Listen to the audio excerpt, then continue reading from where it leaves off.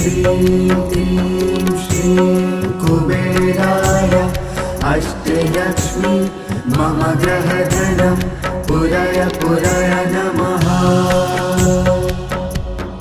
ॐ ह्रीं श्रीं क्लीं श्रीं कुबेराय अष्टलक्ष्मी मम ग्रहधनं पुरय पुरय नमः।